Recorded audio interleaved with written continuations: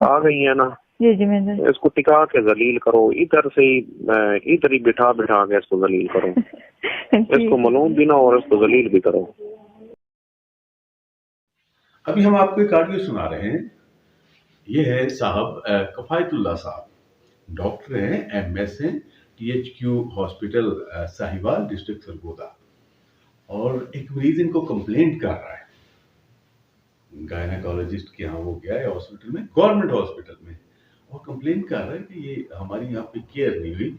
और एमएस साहब फरमा रहे हैं अपने अमले को, इसको जरा ख्वार करो, यहाँ पे जलील करो बिठा के। उनकी कॉल रिकॉर्ड हो रही थी, वो कॉल लीक हो चुकी है।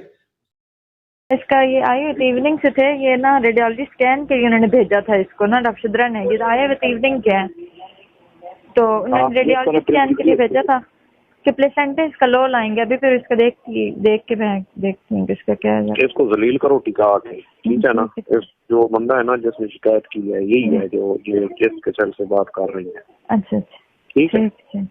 हाँ, इसको टिका के तरीके से करो, इसको फील भी ना हो, इसका खर्चा भी ना हो, लेकिन जलील भी राजो। ठीक है सर। उसके बाद गवर्नमेंट ने ये किया है, बनाना रिपब्लिक 3 रुकनी इंक्वायरी कमेटी बैठी थी, उनको फिलहाल मुअत्तल कर दिया गया है। और इंक्वायरी कमेटी जो इंक्वायरी रिपोर्ट पेश करेगी उस पर फैसला होगा।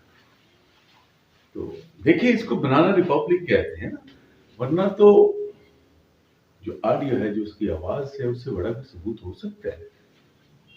तो खुद से कह रहे हैं कि इसको ऐसे दलील करो, यहाँ पे इसने हमारी कंप्लेंट की है, इसको पता भी ना चले, इसके मरीज को भी दलील करो। अब इसके बाद भी आपको इंक्वायरी की जरूरत है।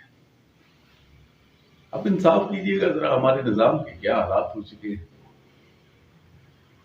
अल्लाह हाफिज।